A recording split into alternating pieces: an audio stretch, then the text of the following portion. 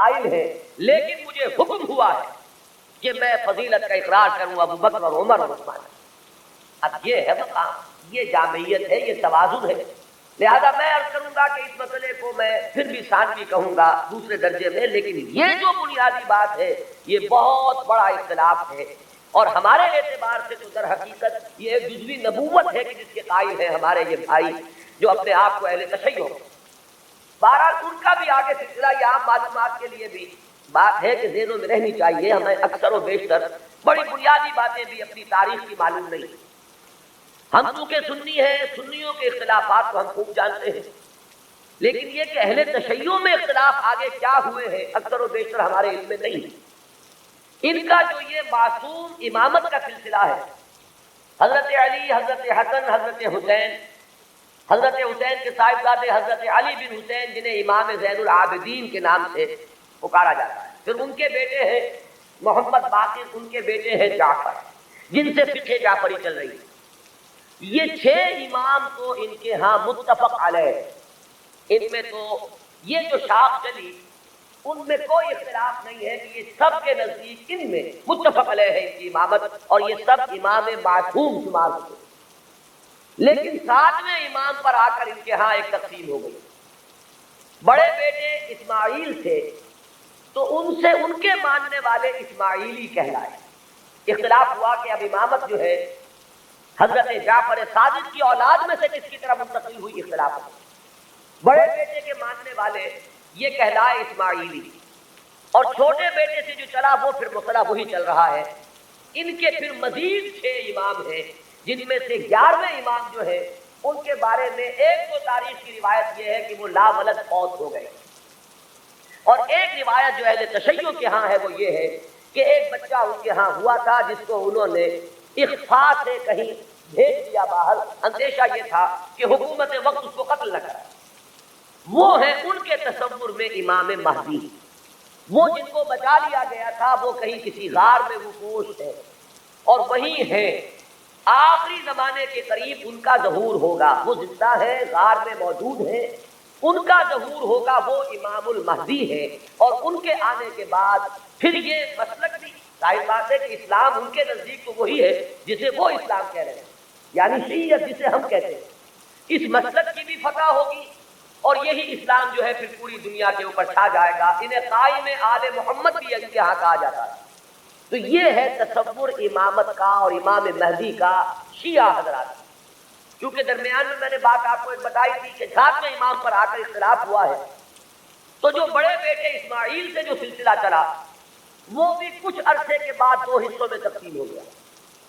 ان میں سے ایک حصہ ابھی چل رہا ہے کہ وہ امامت نسلاً بعد نسل چلی آ رہی ہے، وہ تو ہمارے ہاں کے یہ اسماعیلی ہے۔ یہ اسماعیلی اس وقت ان کے امام ہیں، آغا خان تھے، آغا خان کے پوتے اب ان کے امام ہیں، اب کریم آغا خان، یہ ان کے نزدیک امام معصوم ہیں، ان سے کسی خطا کا امکان ہی نہیں۔ سر سلطان محمد خان جو آغا خان تھے ان کے تو یہ الفاظ بھی منقول ہوئے ہیں کہ جب میں شراب پیتا ہوں تو شراب جب میرے ہونٹوں کو مس کرتی ہے تو پاک ہو جاتی ہے۔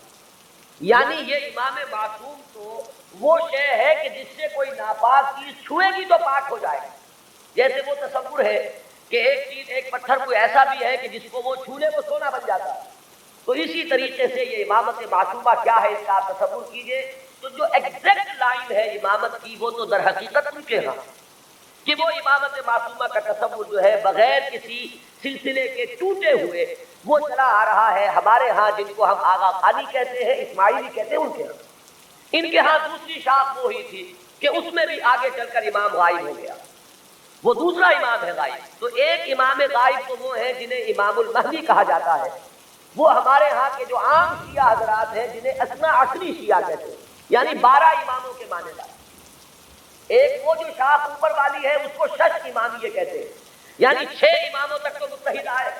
اس کے بعد 6 کے بعد 7ویں امام پر ایک شاخ نکل گئی، تو وہ شش امامیہ کہلاتے ہیں ان کے نزدیک، اور خود کو یہ کہتے ہیں اثنا عشری۔ لہذا کسی بھی شیعہ دوست سے اگر بات ہو آپ شیعہ کہیں گے تو وہ کچھ برا مانے گا،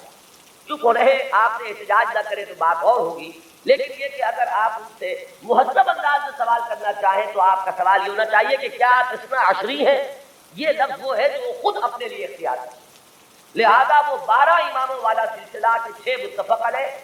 5 بعد میں، اور جو 12ویں امام ہیں ان کے وہ عہد طفولیت ہی میں کہیں ان کو بھیج دیا گیا کہیں حفاظت کے ساتھ، اور وہ کسی غار میں ابھی ہے اور وہ وہیں سے ظہور کریں گے۔ لہذا یہ جو اصل شیعت ہے ان کا امام غائب ہے اور یہ اس کے انتظار میں ہے کہ وہ آئیں۔ ایک حالت منتظرہ جو ہے اس شیعت پر یہ چلی آ رہی ہے۔ اس میں یہ بھی بتا دوں، یہ بھی دلچسپی کی بات ہے کہ حال ہی میں ایک بہت بڑا انقلابی قدم اٹھایا ہے خمینی نے یہ فلسفہ پیش کیا اور اس کو قبول حاصل ہو گیا ایران میں کہ یہ جو ہم امام منتظر کے انتظار میں رہیں گے اور کچھ نہیں کریں گے تو یہ تو بہت غلط معاملہ ہے کہ آنے والا ہی آئے گا تو کچھ ہوگا، ہم تو کچھ کر نہیں سکتے۔ اس نے تو ہمارے اوپر تعطل طاری کر دیا ہے، ہم لوگ جو ہے بالکل ظالموں کے لیے اور غلط کار لوگوں کے لیے نرم چارہ بن گئے ہیں، جیسے چاہے وہ کریں، ہم تو ہاتھ نہیں پکڑ سکتے، اس لیے تو ہم تو منتظر ہیں کہ کوئی آنے والا آئے گا تو صورت بدلے گی۔ تو انہوں نے فلسفہ پیش کیا کہ جب تک وہ امام غائب ظاہر نہیں ہوتے، نائب امام کی حیثیت سے کوئی شخص وہ تمام اختیارات ہاتھ میں لے سکتا ہے جو اصل میں امام ہے۔ لہذا امام خمینی جو ہے اس وقت نائب امام ہے، وہ امام جو غائب ہے ان کے نائب کی حیثیت سے وہ سارے اختیارات اور حقوق جو امام کے ہیں وہ اب امام خمینی کے پاس ہیں، اور اپنے کانسٹیٹیوشن میں انہوں نے اس کو ایک خاص اصطلاح دی ہے، یہ ہے ولایت فقیہ،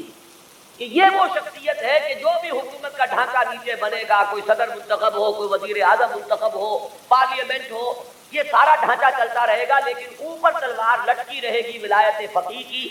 کہ جس کو جس وقت چاہے وہ برطرف کرے۔ یہی وجہ ہے کہ وہ ابو الحسن بنی صدر جو ہے وہ پیرس میں بیٹھے ہوئے ہیں، حالانکہ بہت بڑی اکثریت سے اس وقت ہمیں یہی بتایا گیا تھا واللہ عالم کہ بڑی عظیم اکثریت سے وہ صدر منتخب ہوئے تھے، لیکن بہرحال یہ تو نیچے کا ڈھانچہ ہے، اصل میں تو اوپر ولایت فقیہ ہے، اس کا اعتماد حاصل رہے گا تو کوئی شخص رہے گا، ورنہ نہیں۔ میں یہاں نہ کوئی تنقید کرنا چاہتا ہوں نہ کسی اختلاف کا اظہار، آپ کو بتا رہا ہوں کہ بات سمجھ میں آئے کہ امام مہدی کا اصل کانسیپٹ کیا ہے۔ یہ لفظ زیادہ جو ہے معروف جو در حقیقت اس شیعہ نظریے کے تحت ہے۔